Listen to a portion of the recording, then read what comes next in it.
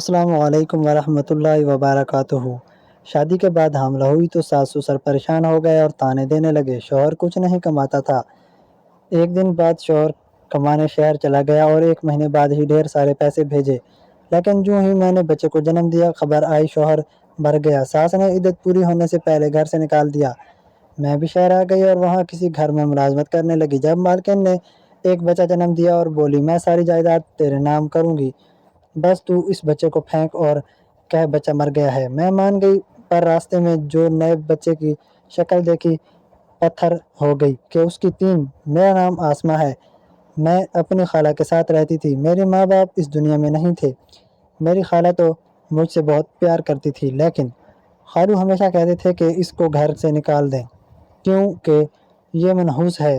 جیسے اس دنیا میں آئی تھی اس کے ماں باپ مر گئے تھے، اس کی وجہ سے میرے کاروبار میں نقصان ہوتا رہا ہے، جبکہ ایسی کوئی بات نہیں تھی۔ ان کے کاروبار میں نقصان اپنی وجہ سے ہوتا تھا کیونکہ ان کی پالیسی ٹھیک نہیں تھی۔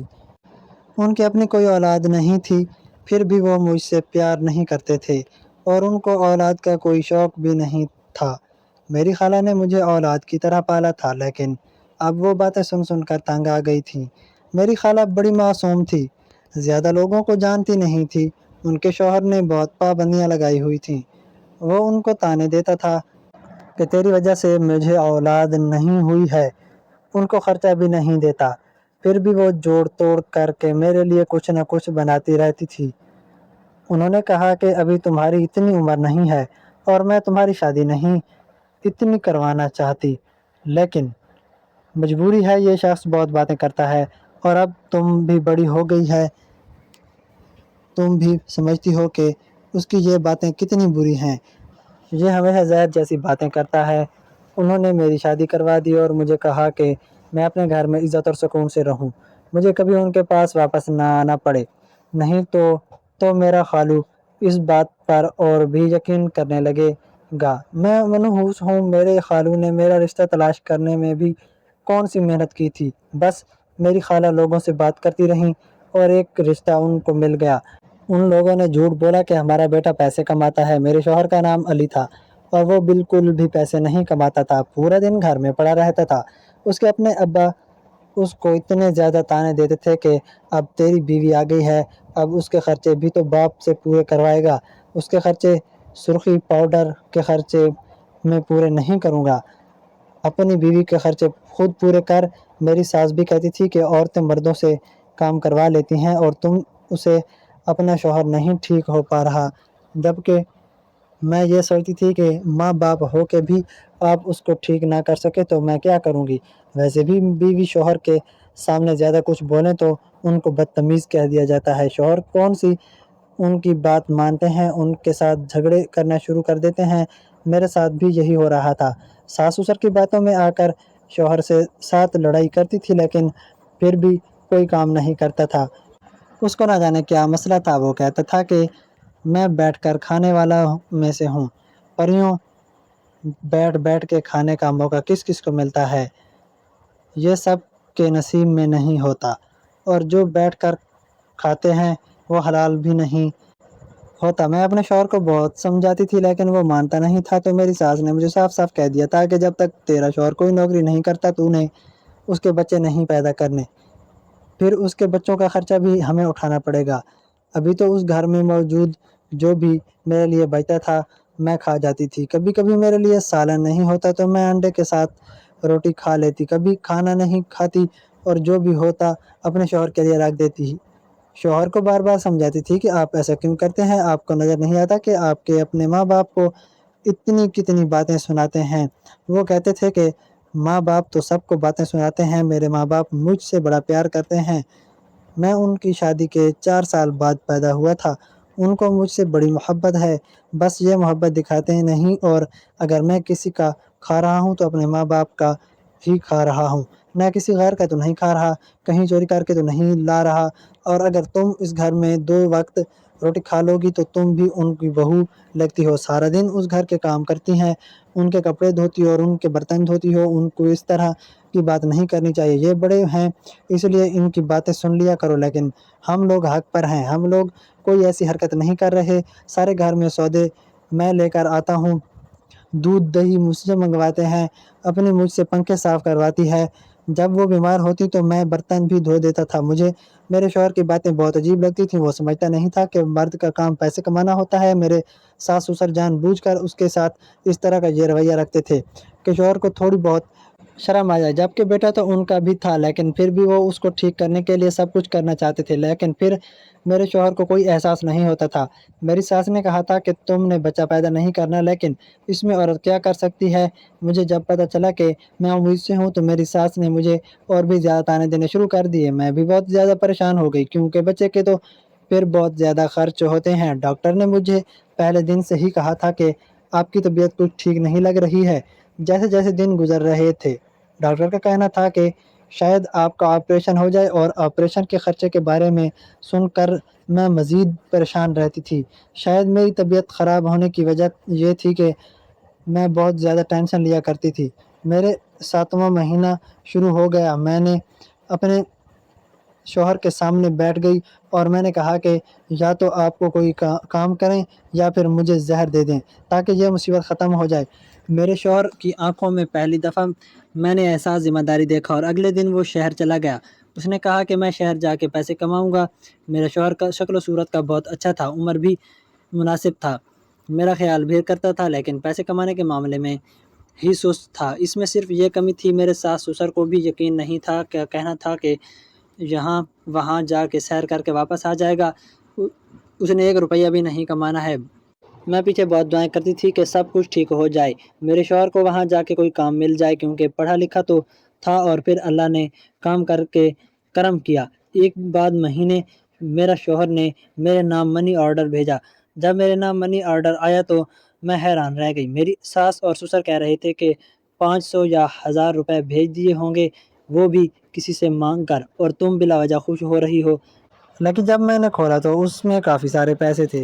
میری آنکھوں میں خوشی کے آنسو آ گئے، اس کے اندر پورے 60,000 روپے تھے۔ میری ساس اور سسر بھی حیران رہ گئے کہ میں نے اپنے بچے کے لیے چیزیں لیں اور وہ ساری چیزیں پوری کر لیں جو ابھی تک نہ لے سکی تھی۔ ڈاکٹر کے پاس گئی اور سسر کو بھی پیسے دیے، انہوں نے جب چپ کر کے پیسے رکھ لیے، پر ان کی زبانیں بند ہو گئی تھیں۔ دوسرا مہینہ بھی آنے والا تھا، مجھے یقین تھا کہ میرا شوہر پیسے ضرور بھیجے گا، لیکن اس دفعہ پیسے نہ آئے، بلکہ یہ خبر آئی کہ میرا شوہر اس دنیا سے چلا گیا ہے۔ جس جگہ کام کرتا تھا اس جگہ آگ لگ گئی ہے اور اس کی لاش بھی نہیں ملی۔ ہم لوگ دکھ سے بے حال تھے۔ میری ساس اور سسر بری طرح پریشان تھے، ان کی حالت بھی بہت خراب تھی۔ ان کا کہنا تھا کہ ابھی تو ہمارا بیٹا ٹھیک ہو گیا تھا، پیسے بھی کمانے لگا تھا، بیچارہ اس دنیا سے چلا گیا۔ میرے خالو اور خالہ افسوس کرنے کے لیے آئے تو میرے خالو نے کہا کہ یہ تو ہونا ہی تھا، یہ لڑکی جو ہم نے آپ لوگوں کو دی تھی یہ منحوس ہے، اس نے اپنے ماں باپ کو بھی ایسے ہی کھا لیا تھا، وہ بھی حادثے میں ہی چلے گئے تھے، ان کو بھی آخری بار دیکھنے کا موقع نہیں ملا تھا۔ میری ساس اور سسر کے دماغ میں یہ بات بیٹھ گئی، اور جب میرے ہاں بچے کی ولادت ہو گئی تو انہوں نے اس کو بھی گود میں نہیں اٹھایا بلکہ مجھے گھر سے نکال دیا۔ انہوں نے کہا کہ تیری وجہ سے سب کچھ ہوا ہے۔ میں بالکل ہی سڑک پر آ گئی، خالہ کے پاس واپس جانے کا سوچا، لیکن جس نے میرے گھر کو برباد کر دیا وہ مجھے اپنے گھر میں کیوں رکھتا۔ میری خالہ کو ویسے ہی کہتا تھا کہ تیری وجہ سے مجھے اولاد نہیں ملی ہے، وہ ویسے بھی کچھ نہیں کر سکتی تھی، ان کو تو دن رات طلاق کی دھمکی ملتی تھی۔ میں پریشان تھی اور سڑکوں پہ رہ رہی تھی۔ میرے گلے میں ایک سونے کی چین تھی، میں نے سوچا کہ کچھ کرنا چاہیے۔ میں نے اس سونے کی چین کو بیچ دیا اور میں بھی شہر چلی گئی، کیونکہ یہاں پر سب لوگ ایک دوسرے کو جانتے ہیں۔ یہاں پر میں کوئی کام کرتی، کل کو یہ بات ادھر پھیل جاتی تو بدنامی ہوتی۔ شہر میں ایک جگہ بنی ہوئی تھی، اسے دارالامان کہتے ہیں، وہاں پر چلی گئی اور کچھ دن وہیں پر رہی، لیکن مجھے وہاں کا ماحول بالکل بھی پسند نہیں تھا۔ وہ پورا دن مجھے کام میں لگا دیتے ہیں، اپنے بچے کو سنبھال نہیں پاتی تھی، اور یہاں پر کھانے پینے کو بھی کچھ ٹھیک نہیں سی ملتا تھا، کام زیادہ ہوتے تھے، میری حالت بہت بری تھی۔ وہاں ایک عورت تھی جس کے بچے بھی نہیں تھے اور شوہر بھی نہیں تھا۔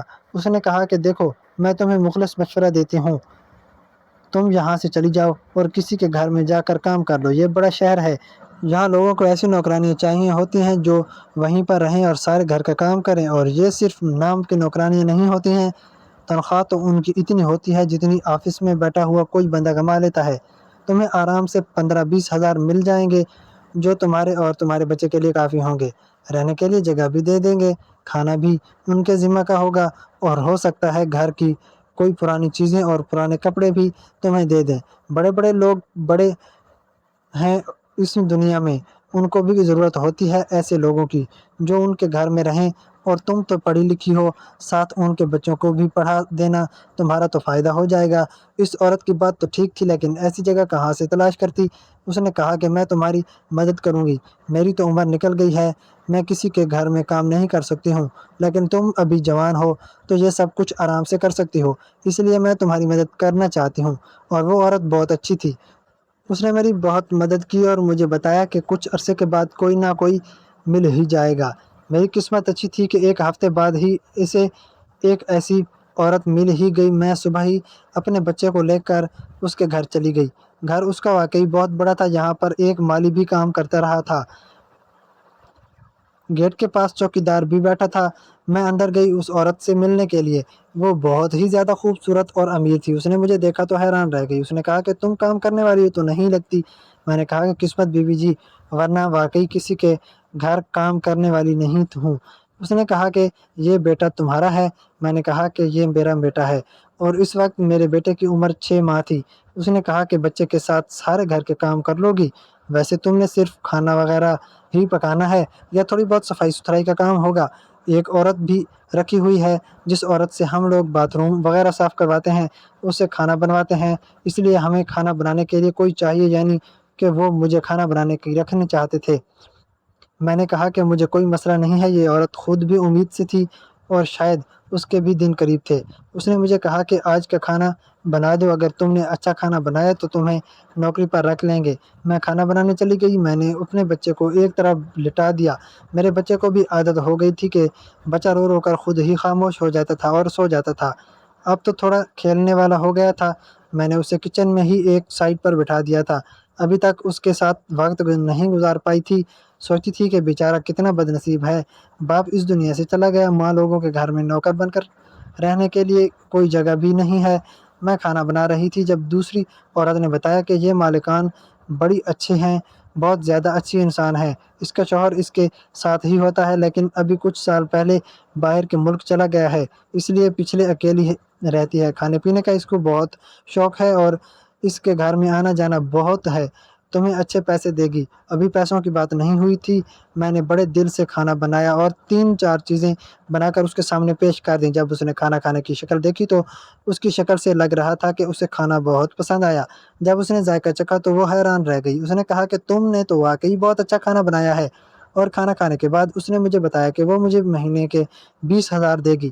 میں خوش ہو گئی۔ اس کے بعد اس نے مجھے کوارٹر بھی دکھایا جس میں تھوڑا بہت سامان بھی موجود تھا۔ میری خوشی کی انتہا نہیں تھی۔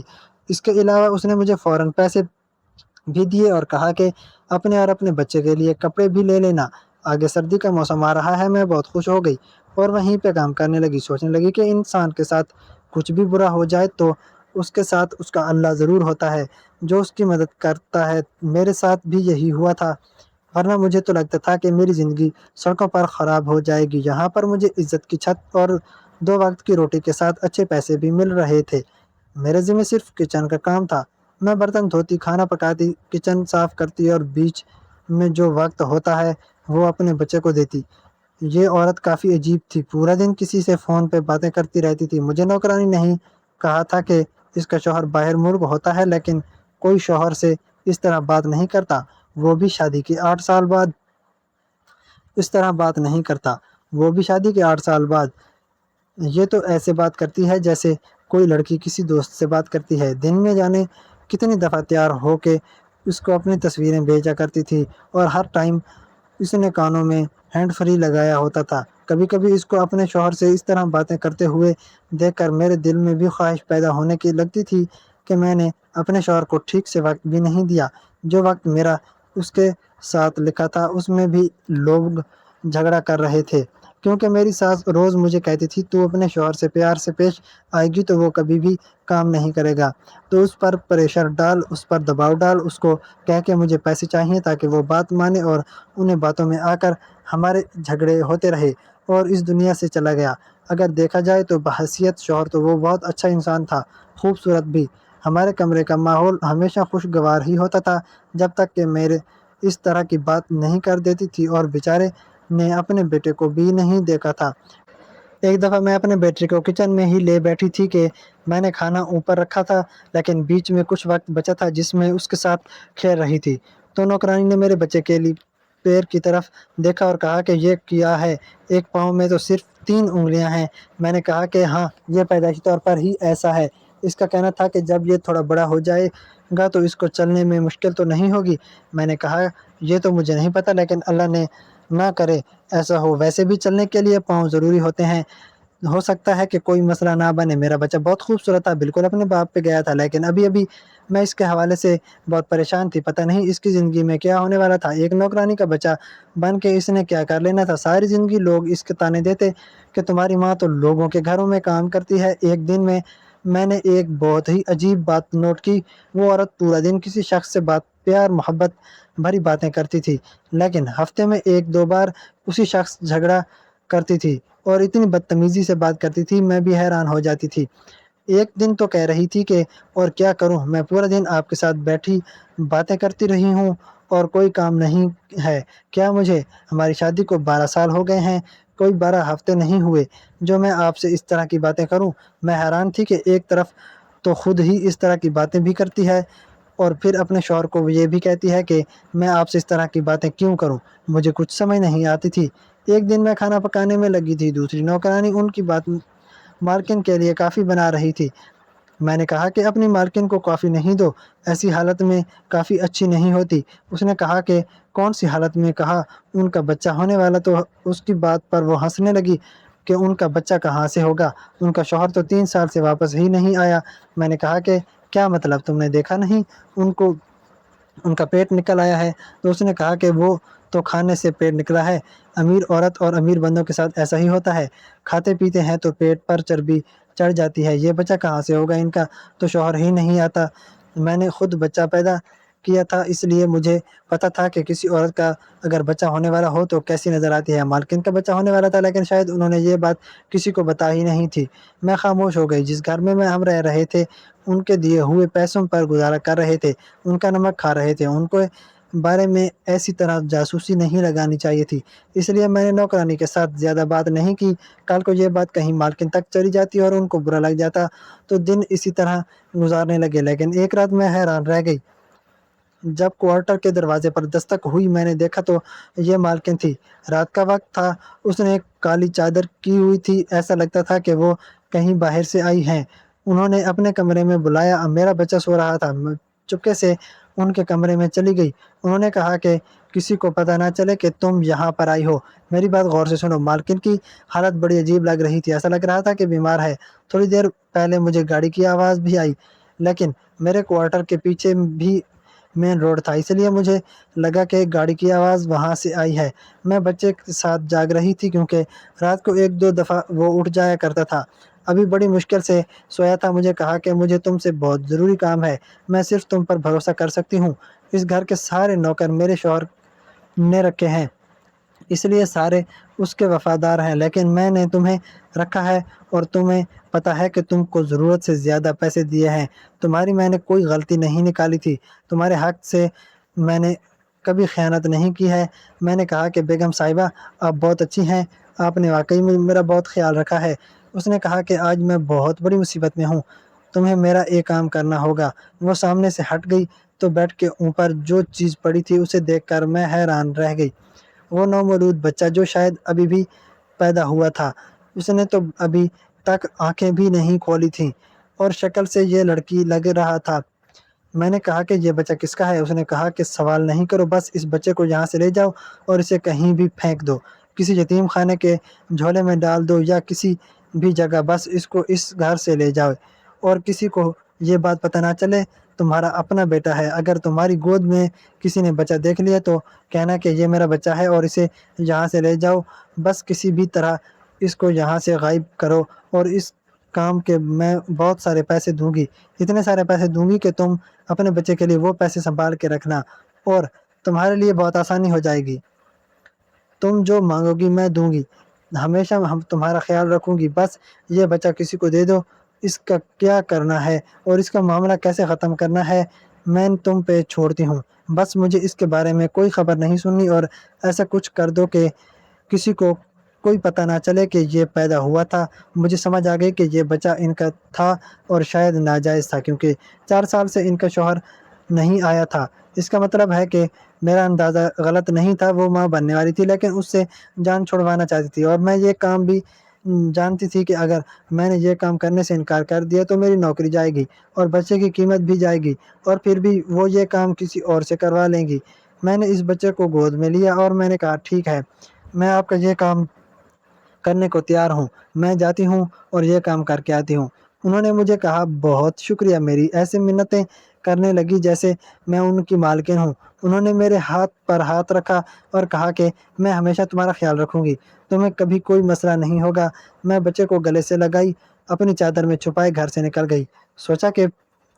سوچ رہی تھی کسی یتیم خانے کے جھولے میں ڈال دوں گی، اتنی بری انسان تو میں بھی نہیں تھی، اس کی جان لے لیتی، لیکن اگر یتیم خانے کے جھولے میں ڈال دیتی تو کوئی نہ کوئی اسے پال لیتا اور یہ کام رات کو ہی کیا جا سکتا تھا۔ لیکن وہ اچانک سے رونے لگی اور میں اسے چپ کروانے کو بیٹھ گئی۔ جب میں نے اس بچی کی شکل دیکھی تو مجھے کچھ عجیب سا احساس ہوا۔ تھوڑی دیر بعد میری نظر اس کے پاؤں پر پڑی تو میرے قدموں تلے سے زمین نکل گئی، کیونکہ اس بچی کی میرے بیٹے کی طرح 3 انگلیاں تھیں، اور یہ سب کچھ اتفاق نہیں تھا۔ میرے بیٹے کے پاؤں کی 3 انگلیاں اس لیے تھیں کیونکہ میرے شوہر کے پیر میں 3 انگلیاں تھیں۔ میرا بیٹا اپنے شوہر پر گیا تھا، لیکن اس بچی کے پاؤں میں 3 انگلیاں ہونا کچھ زیادہ ہی عجیب تھا۔ میرا دماغ گھومنے لگا۔ مجھے بتایا گیا کہ میرا شوہر اس دنیا سے چلا گیا، لیکن میں نے اس کی لاش نہیں دیکھی تھی۔ ایسا لگ رہا تھا جیسے میرے دماغ میں کوئی طوفان چل رہا ہے۔ تھوڑی دیر کے بعد میں واپس آ گئی، بچی کو کونے میں کوارٹر میں رکھ دیا اور مالکن سے کہا کہ یہ معاملہ ہے، آپ مجھے بتائیں کہ اس کا باپ کون ہے۔ وہ مجھے بھی حیران رہ گئی۔ اس نے کہا کہ بچی تو پھینک دی ہے، لیکن مجھے یہ بتاؤ کہ اس کا باپ کون ہے۔ اس نے کہا کہ میرا شوہر 3-4 سال سے باہر کے ملک ہے، میری اس کے ساتھ پسند کی شادی بھی نہیں تھی، بس وہ بہت زیادہ امیر ترین شخص تھا اس لیے شادی کر لی۔ لیکن پھر ایک دن مجھے ایک لڑکا نظر آیا جو کام تلاش کر رہا تھا، میں نے اسے کام پر رکھ لیا اور اسے کافی سارے پیسے بھی دیے۔ پھر میری نیت خراب ہو گئی اور میں نے اس کے ساتھ ناجائز تعلق کام کر لیا، لیکن اس گھر کے لوگوں کو پتہ نہ چلے، اس لیے وہ یہاں سے دور ایک فلیٹ میں رہتا ہے اور مجھ سے ملنے کے لیے رات کو آ جایا کرتا تھا۔ میں بھی وہاں پہ چلی جاتی ہوں۔ یہ اس کی اولاد ہے۔ میرے شوہر کو تو پتہ بھی نہیں ہے کہ کیونکہ وہ تو واپس نہیں آیا ہے۔ میں نے کہا کہ اس شخص کا نام علی ہے۔ وہ حیران رہ گئی۔ پھر میں نے مالکن کو بتایا کہ علی میرا شوہر ہے۔ میرے شوہر نے مرنے کا ناٹک کیا تھا کیونکہ یہاں پر اس کو پیسے اور عیاشی سب کچھ مل رہا تھا، لیکن لگن بھی حیران رہ گئی۔ میں اس کے ساتھ علی کے فلیٹ میں چلی گئی۔ جب اس نے مجھے دیکھا تو وہ بھی حیران تھا۔ میں نے کہا کہ تم سے زیادہ گھٹیا انسان میں نے آج تک نہیں دیکھا۔ تم نے اپنی موت کی جھوٹی خبر اڑا دی، اپنے ماں باپ کو بھی دکھ میں ڈالا، مجھے بھی ذلیل کروایا۔ میں اپنے آپ کو بیوہ سمجھتی رہی۔ تم نے اپنے بچے کو نہیں دیکھا اور آج تمہاری دوسری اولاد بھی کوڑے میں جا رہی تھی۔ میں تمہیں کبھی معاف نہیں کروں گی۔ وہ حیران رہ گیا، مجھ سے معافی مانگنے لگا۔ اس عورت نے بھی اس کو کہا کہ آج کے بعد میرا تم سے کوئی تعلق نہیں ہے، تم کو 1 روپیہ بھی نہیں دوں گی۔ میں بھی وہاں سے واپس چلی گئی، لیکن میں نے اپنے بیٹے کو اور اس بچی کو لیا اور اپنے ساس سسر کے پاس واپس آ گئی۔ ان کو سب کچھ بتایا، وہ بھی حیران رہ گئے، اپنے پوتے کے لیے بہت بے چین تھے۔ مجھے گلے سے لگا لیا اور اس کو بھی، کیونکہ وہ بھی ان کا خون ہی تھا۔ 2 مہینے کے بعد میرا شوہر واپس آ گیا۔ اس کے پاس 1 روپیہ بھی نہیں تھا اور جانے کے لیے اور کوئی ٹھکانہ بھی نہیں تھا۔ اس نے معافی مانگی تو ماں باپ نے دل پگھل گیا، لیکن میں اسے معاف کرنا نہیں چاہتی تھی۔ پر یہ زندگی ہے، کوئی فلم ڈرامہ نہیں، اولاد کی خاطر اسے معاف کرنا ہی پڑا۔ اب میرا شوہر سدھر گیا ہے، پیسے بھی کماتا ہے، اپنے بچوں کا خیال بھی کرتا ہے، اس کی بچی کو بھی میں نے ہی پالا ہوا ہے۔ اس کے کیسے پھینکتی میں خود ایک ماں ہوں، لیکن افسوس اس بات کا ہے کہ میرا شوہر ٹھیک تو ہو گیا، لیکن کیسے اتنا سب کچھ ہونے کے بعد میرے دل میں اس کے لیے کوئی عزت ہے۔ بس وہ میرے بیٹے کا باپ تھا، اس لیے میں اس کے گھر میں رہ رہی تھی۔ ناظرین، مزید اس طرح کی سبق آموز کہانی سننے کے لیے ویڈیو کو لائک کریں، شیئر کریں اور ہمارے چینل کو سبسکرائب کریں۔ ملتے ہیں کل دلچسپ کہانی کے ساتھ۔ اللہ حافظ۔